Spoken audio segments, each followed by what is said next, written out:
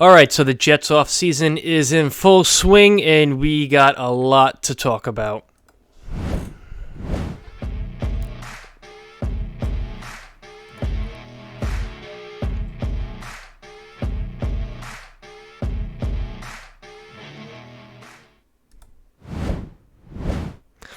What's going on, everybody? I'm Pat. This is Ray. Welcome to JetCast. So, like I said in the intro, we have a lot to go over. We got a lot of stuff going down with Derek Carr, Aaron Rodgers. We got mock drafts going on. We got people talking nonsense on Twitter.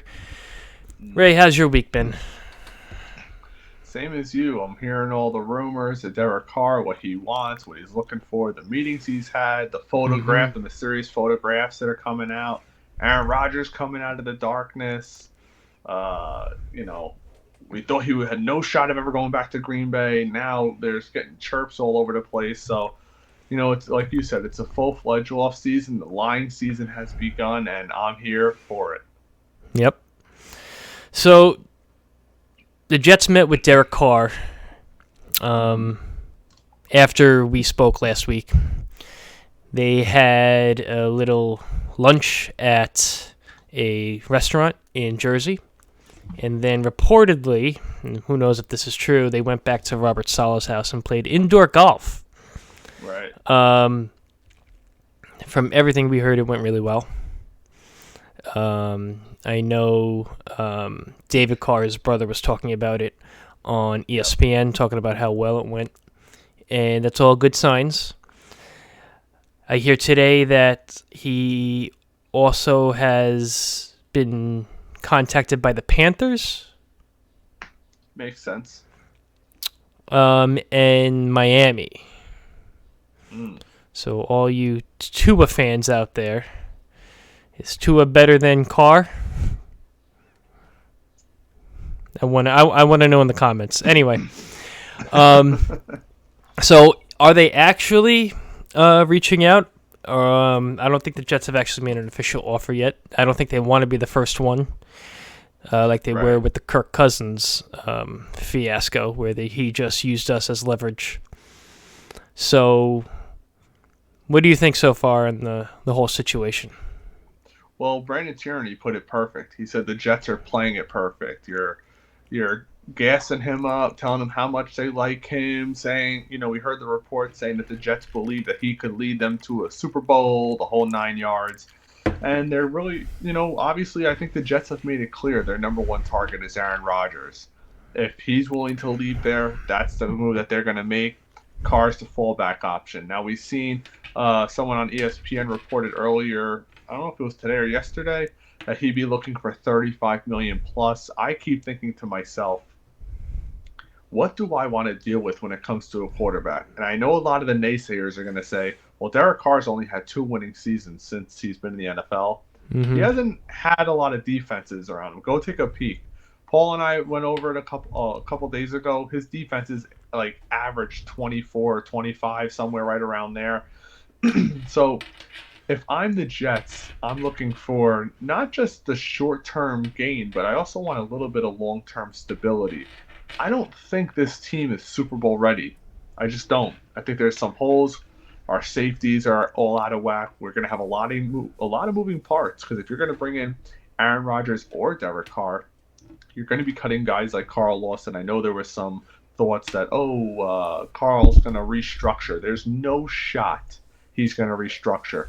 You cut him $333,000 salary cap hit, dead cap hit, and a $15 million savings. He's going to get more money on the open market. Could you bring him back maybe potentially after? Maybe, if he's willing to come on a short-term deal. But I just see him leaving and going to a bigger market.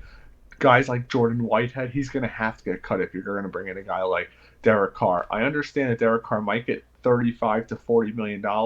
They'll probably make that first initial cap hit, I'm guessing, around $20 million, kind of like what they did with the Laken Tomlinson deal, where he didn't have a big contract cap hit last year, but this year it's absolutely atrocious. Over $17 million this year is his cap hit, so he's not going anywhere. But I look at it from this standpoint. Do I want to trade a potential first-round pick in this year's draft, and then say we don't win, we get to the playoffs and you get knocked out in the first round because it's not a win-all team right now, does he have to go back into the darkness and figure out if he wants to A, be here, or B, even want to play football at 40 years old?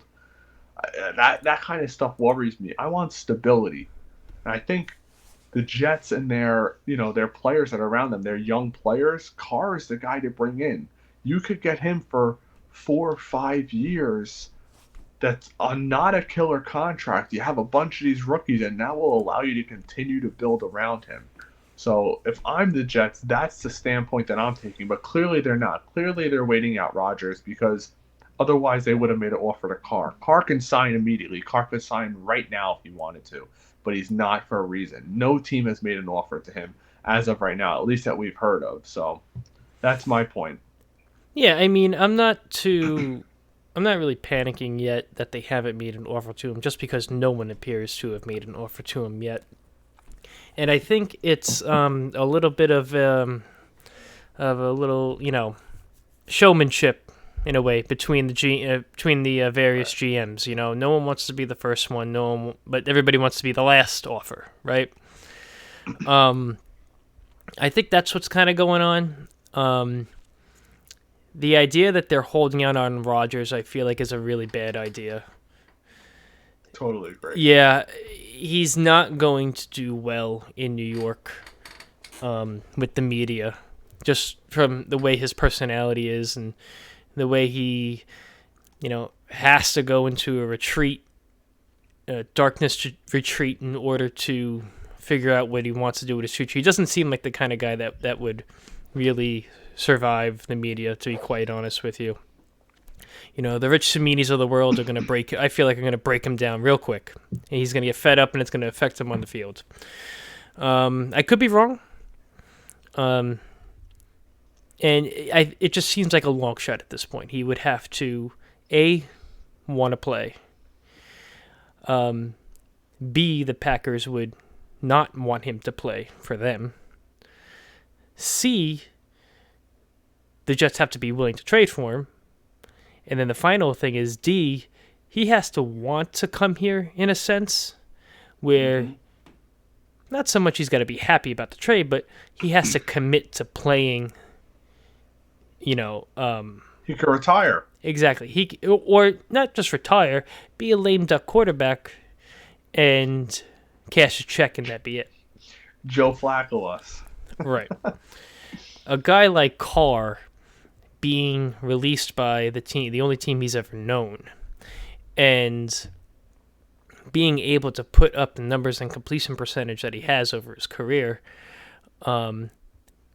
basically with not many weapons around him and a defense that was just, in the gutter for the most of his time there, he probably has a chip on his shoulder, I would feel like. He wants to be able to prove that he can play.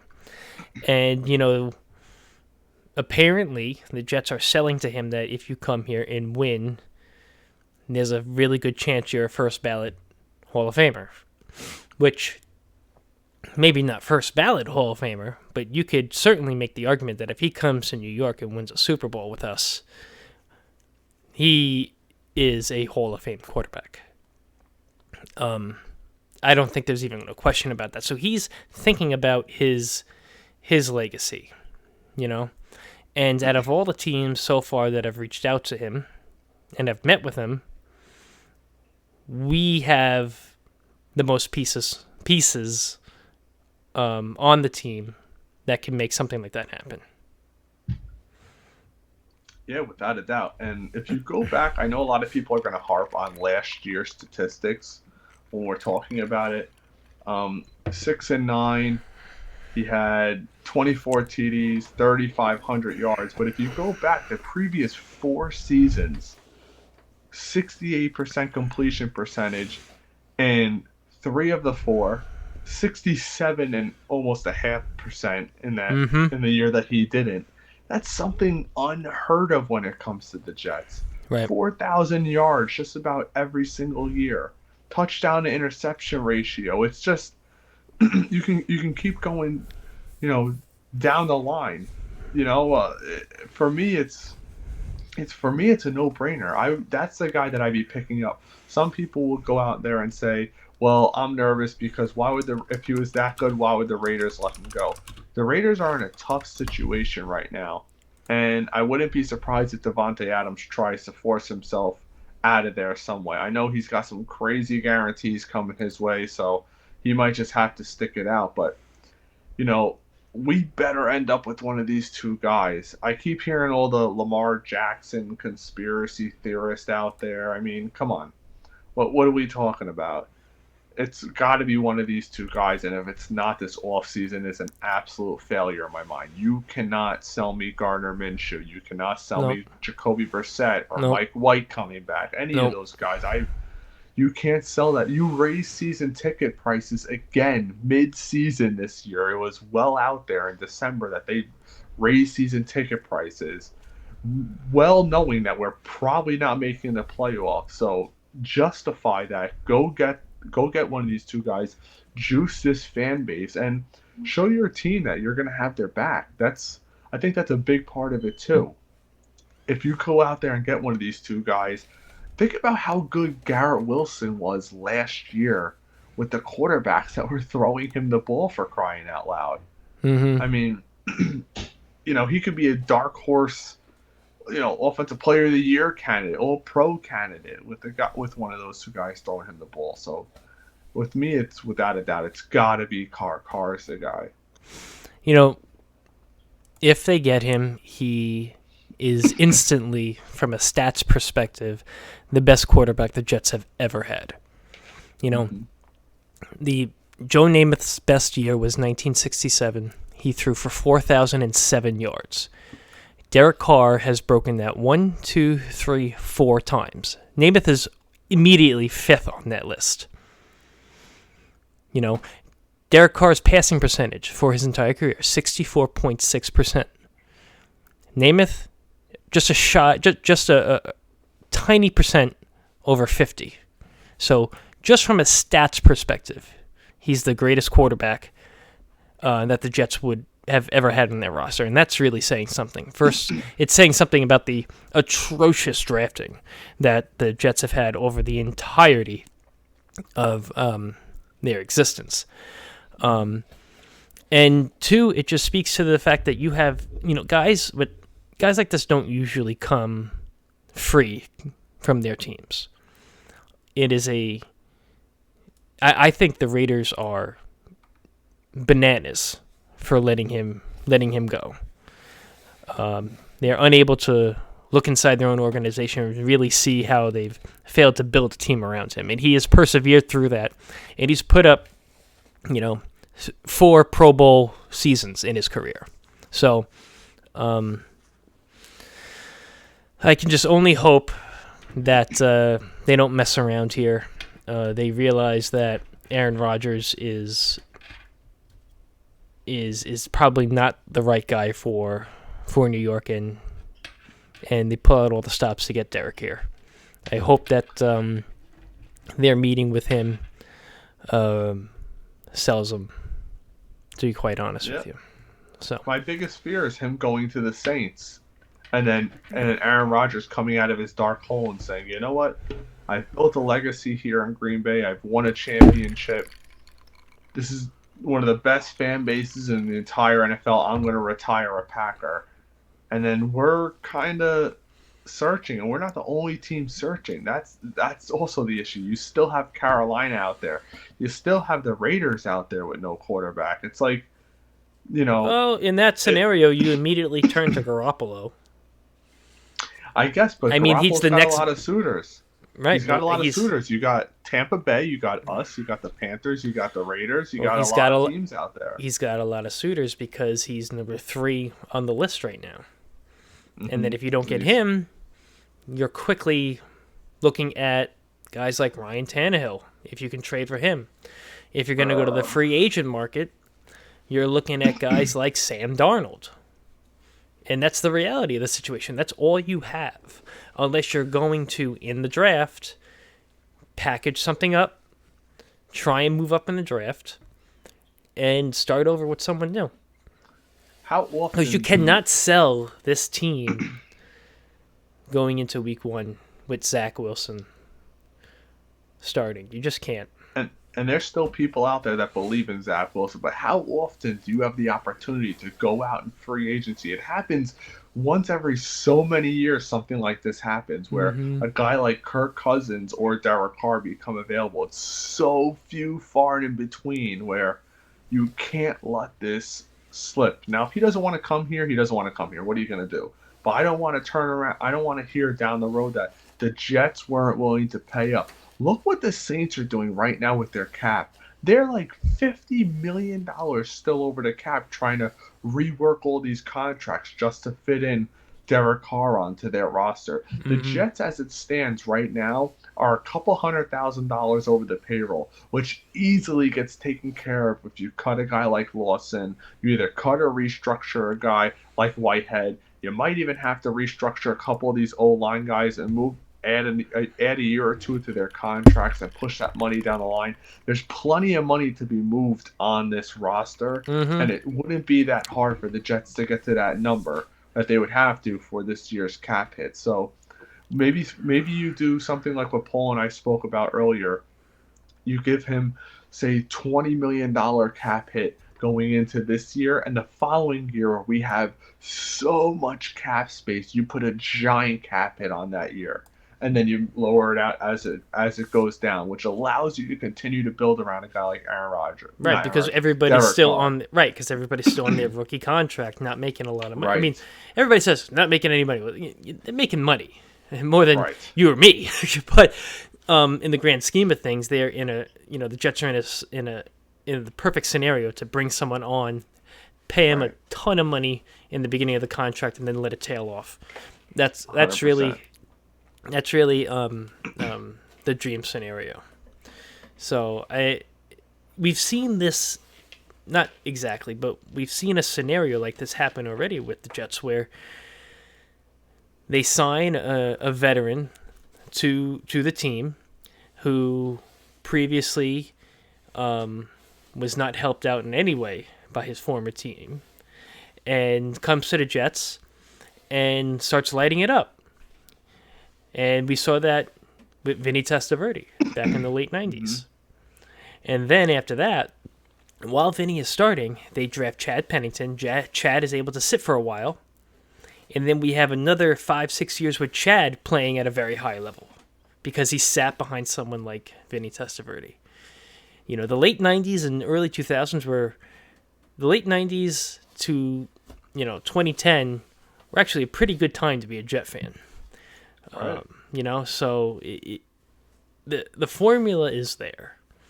They can't be intimidated by any other team. They have to make sure that they show Derek the potential on this roster. And, I don't think they have to do too much selling, to be quite honest with you. You have the defensive rookie of the year. You have the offensive rookie of the year.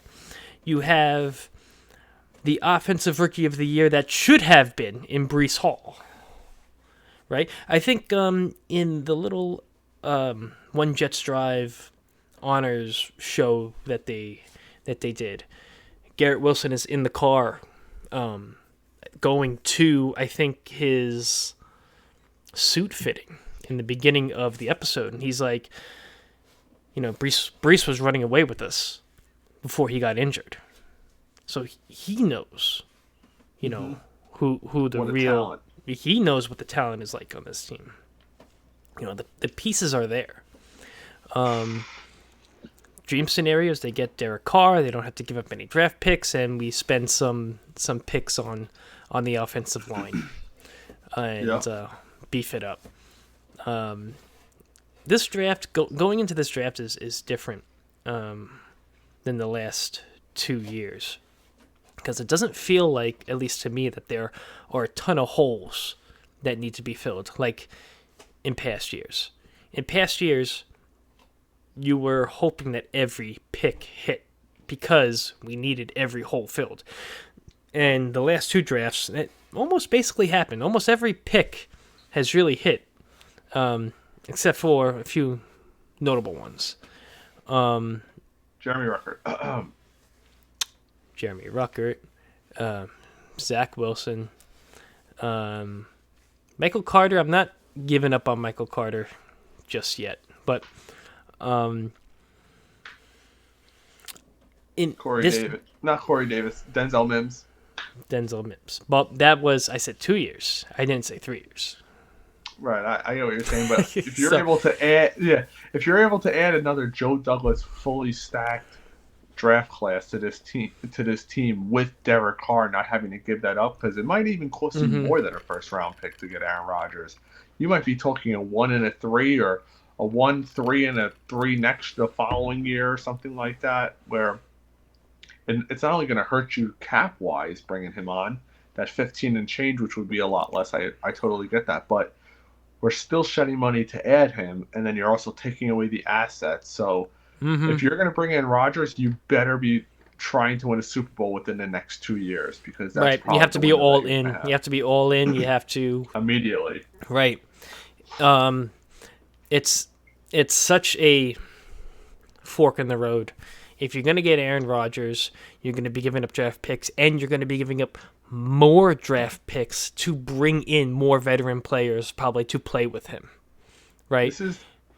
Or you're going to get Derek Carr, you're going to pay him the money he deserves, hold on to your draft picks, and you're going to build for the next 5-6 years, because Derek Carr, while he is older, he's still only 31, right? You're not getting a 39-year-old quarterback who's going to play for 2 years and then retire. Right. This is going to be Joe Douglas's defining moment. It is. If he's not able to make it happen, he has got to. Do you think he gets a swing at another quarterback in the draft if he's not able to make this happen? I mean, you can't. GMs get 3 quarterbacks.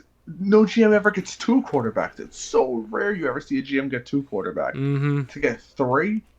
I mean, that's why... I would still not want to get rid of him, because they've done such a great job at building the rest of the team around them. And, drafting a quarterback in the top 5 is a lottery ticket. You look at the quarterbacks in the last, I think, 4 or 5 drafts. Yeah, I've seen that. They were taken in the top 5. It is a swamp, except for... And Josh Allen, I don't even think is on the list. He wasn't top 5. Except for Joe Burrow. So you got guys like Baker Mayfield, you got Darnold, you got Kyler Murray, you got there's a lot of guys that are up. Zach Wilson. Almost forgot about him. Yeah. Trevor Lawrence seems to be panning out, but it almost is like the miss rate in the top 5 is a lot higher.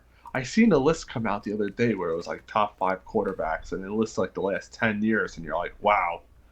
You see guys like Jamarcus Russell on that list. I'm seeing if I can find that list. Here we go. All right, so last year you had...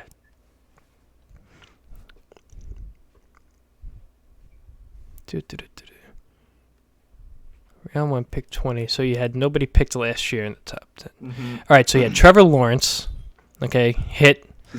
Zach Wilson, fail. Trey Lance, fail. Justin Fields and Mac Jones were out of the top 5. Go back to 2020. Joe Burrow, hit. Tua, we don't know. I trend down because of his injury history. But play on the field, it's probably a hit. For me, at least. 2019. They took him over. Remember, they took him over Herbert. Exactly. Well, Herbert was 6th. He was the next pick. Yeah, what a disaster that was. 2019, Kyler Murray. No thanks. No good anymore. No. 2018. Here we go. Baker Mayfield, Sam Darnold, Josh Allen was number 7. Bust, and bust. No, not Josh Allen. Oh, no, you're right. I was thinking Josh Rosen. Josh Rosen was actually picked 10th. Yep, 2017, Mitch Trubisky. Yeah, how's that working out? Yep. Patrick Holmes was number 10. Deshaun Watson was that draft too, right? Yep, he was picked 12th. Yep.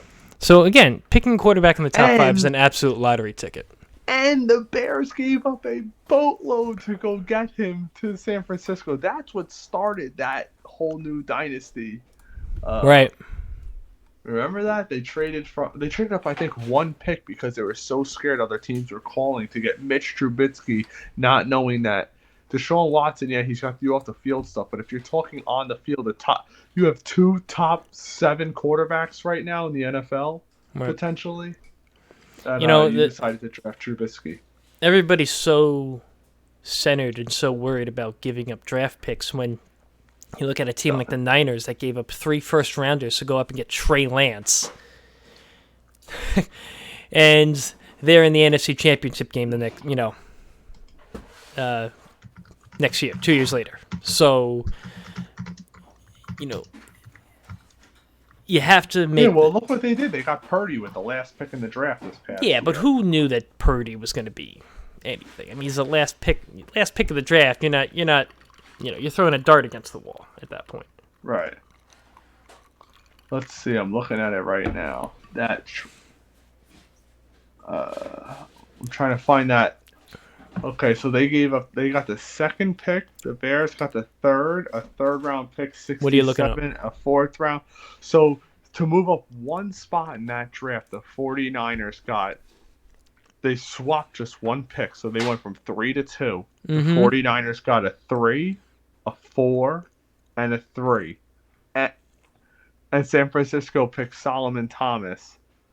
And Chicago obviously got Trubisky, but they gave up 2. I mean, we consider third round picks quality picks. So two quality picks and a fourth round pick to move one spot when San Francisco was not drafting a quarterback that year. Yeah, that's where third and fourth round is where you're building up the meat of your roster. Yep, the Michael Clemens, the Max Mitchells. Yep. All right, so what else are we got to talk about? It's a busy week for us Jeff fans. Just really hanging on. The word of when Aaron is going to come out of this darkness retreat. Reports are right now. It. Yeah, we're projecting it with those shorts that we keep putting out. Right. Make it happen.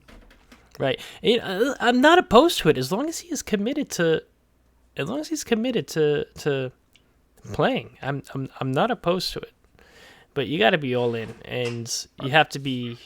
You can't be scared to use the rest of your picks to fill out the roster around him and get him some more weapons. There's a lot of teams right now that are dumping players. A lot of teams are over the cap, so if you do make that Rodgers move, you got to have your eyes on a bunch of veterans that are trying to ring shop right now before the end of their career. We saw that work with us. We got the Jason Taylors, the LaDainian Tomlinsons, those kinds of guys when we had Rex, when they thought when we had a chance to win. So maybe getting a guy like Rodgers does that. I don't think a guy like Derek Carr would bring that to this team, but Aaron Rodgers would. That's another positive. What, like about as Rodgers. the potential of more people coming just because Aaron Rodgers is here? Right. Yeah. Because they say, okay, they have a legit shot to win. They easily have a top 5 overall defense. You add Rodgers to this offense, he also helps solve a lot of the offensive line issues because of the way he's able to call out protections, call out the blitzes, identify the defenses early on in the snap. So adding Aaron Rodgers to a top 5 defense and you have some weapons, maybe you go and maybe you end up trading some more of these picks for some veteran talent then if you go that route, Maybe you go after Sutton with the, out of Denver. Maybe those players become available then. Maybe he turns Denzel Mims into a solid NFL receiver. Does Lazard come with him? That's another thing because he's going to bring in a lower cap hit than Carr would bring. So those are some of the other positives when we were talking about Rodgers. Right, because if you're going to cut, we all expect them to cut Corey Davis and possibly Braxton Berrios. $5 million cap savings for Barrios. $3 million dead cap hit. You could spread that over 2 years, so it's 125. I don't know if they'll cut him or try and restructure him because he is extremely good on special teams. You don't want to let someone like that completely walk away. That could easily be a restructure. You add a year on, you take that salary cap hit of $8 million this year. Maybe you bring it down to about 4, and then you add 4 onto a year afterwards. Yeah, my point is, if you get rid of Corey Davis, you really only have right now 2 starting wide receivers in Elijah Moore and Garrett Wilson. And as good as Garrett Wilson is, I don't think he really has the muscle, I guess, that someone like Denzel Mims has to go up really and get a contested ball. Garrett and Elijah Moore, I think, are more route runners. Garrett has better hands. But I think you still need a big body receiver that can go up, box someone out, and go up and get the ball. Exactly. And Denzel Mims, he has the physical attributes to do it, but he just has not been able to. So are you going to go out and bring someone in to be that third receiver? Or are you going to put your eggs into Denzel Mims and hope that a quarterback like Carr or a quarterback like Aaron Rodgers can bring the best out in him? Right. And it's interesting. I was reading an article before we came on today about how the Jets like their tight ends, but maybe exploring the possibility of getting a legit impact tight end this offseason. So it's going to be interesting because the Jets don't have a ton of wiggle room.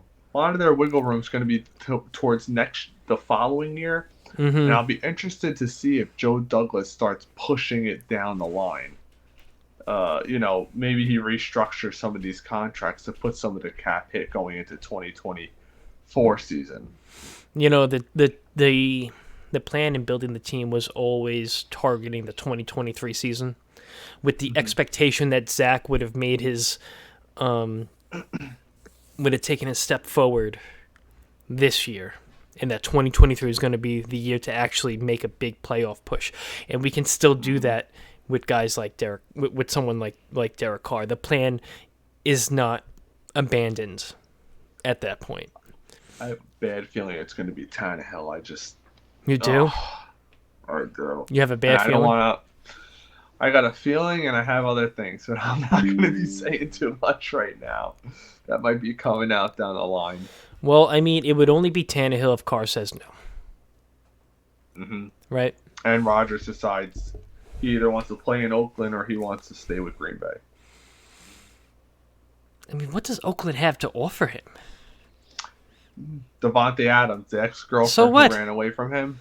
Right. No defense. Well, it's also it's Vegas, right? So there's no tax. It's $11 million in his pocket that he wouldn't have coming here. Yeah, but you would think the endorsements kid. Right. Well, yeah. You would hope that the endorsements that New York provides. I get it. Yeah. When I saw today that Derek Carr was going to meet with Carolina and Miami, the first thing that came to my head was warm weather teams. And how, playing in Vegas, that's for the most part a warm weather team. Oakland not so much, but yeah, warm weather team, kinda. Desert. Right. Is that something that he's thinking about? Is that something that goes through his head? I mean, playing in November and December at MetLife Stadium, I don't want to even go to MetLife Stadium November, December and sit in the bleachers. Sit in the stadium. Imagine playing. Week. That Jacksonville week. It was but you were in a suite. Stop it. You were in a suite. Yeah, but I stayed outside the whole game. It was sure snow, you did. Hail. Of course, I'm one of the I'll tell you this. What's funny is, I love how they announced the attendance for that game was almost a sellout, and there was I felt like there was 10,000 people there. A lot of really? people were inside. I'm glad it gave me COVID again. That was fun. But I will say this: if you're looking at Miami, we keep thinking, oh, he might want to come here because Tua's in Miami, Mac Jones is with the Patriots, and Josh Allen doesn't look like the same Josh Allen without Brian Daboll. But then if you flip it, he could say, if I go to Miami with Waddle and Tyreek Hill, I get to Mm-hmm. play the Jets who have no quarterback, and Yeah. Jones and a regressing Josh Allen. So that, you know, wouldn't it be the first time we were surprised by, this whole Miami thing? We were supposedly, remember, the whole world was set on fire when everybody found out Tyreek Hill was getting traded. And it was between Mm-hmm. us and Miami. And Miami, another state, no income tax, $11 million more take home. We may think, he's already got a ton of money. I'm guaranteeing you any financial advisors are going to tell him, don't leave that $11 million on the table. I think I'm one of the few people out there that think the NFL should really restructure the salary cap based on the state income tax that the team plays in. Because in a situation like this, it is really detrimental to you're basically negotiating almost against yourself because How about California? you're immediately at a disadvantage. California's even worse. I think their highest is 14% or 13.5%, something like that. So it's even more money gone. All right, we're not turning this into a political podcast. No politics. But you have the Las Vegas Raiders. Maybe Carr wants to take home more money because he's been paying a lot more in income. How much money do you think Chargers. the Raiders organization saved by moving from Oakland to Vegas? Think about it. Yep. Yeah. Had to have. Yeah. And they are always known for being a cash-strapped franchise, which is so crazy in this day and age where you're talking about all these guys are billionaires. They have the craziest fans. Like, how are you cash? Like, I don't know. It's been like that for years. Yeah. All right, so let's just hope to God we're not rooting on Gardner Minshew, week 1. I will not be there. I will sell my. No, tickets you wouldn't go. No. Really? I'm not. All I know is they raised tickets this year already, and I don't know if I'm going to have Aaron Rodgers or Jacoby Brissett as my quarterback. That is like having Justin Verlander on the mound opening day, or we're going to throw out Bartolo Colon. Like, that's like... Hey, Bartolo Colon would be a hell of a show. He could probably make a decent fullback. Oh, man. When he hit that home run, that one and only home run of his career. Yep. Anyway. Yeah, you got to hope that Joe Douglas knows, Joe Douglas seems to get it, and so does Robert Saleh. He knows he's on the hot seat. It's getting hot. It's year 5, baby. Yeah. But the thing is, the two of them are on the same page, right? They're lockstep in what they want to do, right? Mm-hmm. How many times have we heard, especially with the Rex Ryan era, after Tannenbaum left, and Rex wanted a certain player, and a different player was drafted, right? I forget the exact scenario. Kelsey. I think it was Travis Kelsey. Rex Ryan wanted Travis Kelsey, I believe, in the second round, right? And I may have this wrong, but the basic premise of the story. When we draft Devin Smith, Hackenberg. Oh, even worse. I'm pretty sure played A down. I'm pretty sure that was the pick. Anyway,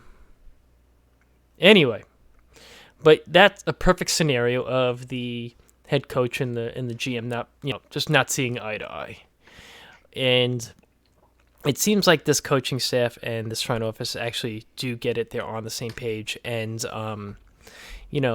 when you watch the One Jets Drive documentary videos, I know it's probably fluffed up because, they're trying to put out an image of everybody working together, but when they show those shots of everybody in the same room, right? And you have Joe Douglas, Robert Saleh, and at the time, LaFleur, and everybody's talking about what they want, and it seems very collaborative. It seems like everybody's on the same page. Everybody knows what the goals are. And Robert Saleh's idea of building a team from San Francisco lines up with how Joe Douglas sees a team should be built. And that's the best thing you can ask for in this situation.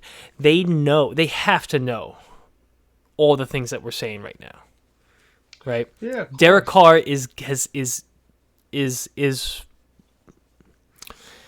really the way to go. And from what I'm hearing from rumors on Twitter, and who knows if it's right, but they're really sold on Derek Carr, but the owner's holding out on Rodgers, which is totally possible. Totally possible.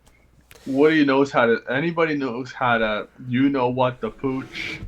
It is Woody Johnson. And the reason why I say the seat could be getting hot for Joe Douglas is because he was not a Woody hire. Right. It's like, right. People forget that. So like he doesn't have an allegiance. It's almost like he wasn't a Woody hire, but you don't think Chris and Woody talked before the hire? Sure, but it's an easy scapegoat. It's almost like when a GM inherits a solid QB, but you could still say, "Hey, he's not my quarterback." Things like that happen. It's an easy scapegoat, but when you have Offensive Rookie of the Year, Defensive Rookie of the Year, AVT, Breece Hall, these are all picks that Joe Douglas has made. You would hope that he sees that he actually knows what he's doing. Mm-hmm. And, you can fault him as much as you want for the quarterback. Hindsight, we should have kept Sam Darnold, and we should have traded that number 2 pick and gotten a boatload for it, because we probably would have. You see what... 3 or probably maybe even it was 3 for right for Trey Lance, who was right after him. So imagine what you would have gotten for the second round pick.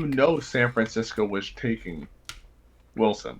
Right. And the argument is like, oh well, if you kept Sam, then you don't have Breece Hall. Well, you don't know that because you don't know what the compensation would have been for that number 2 pick.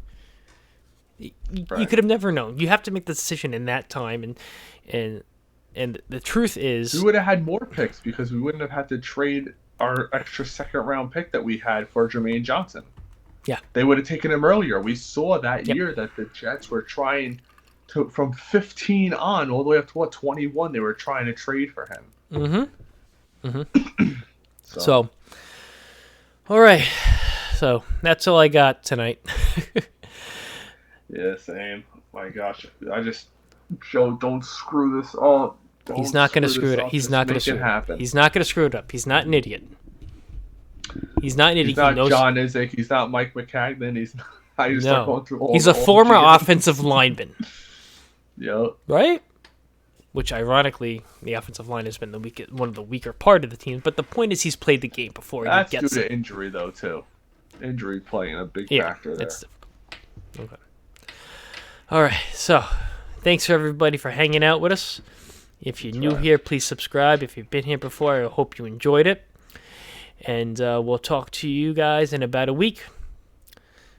Go Jets. Go Jets.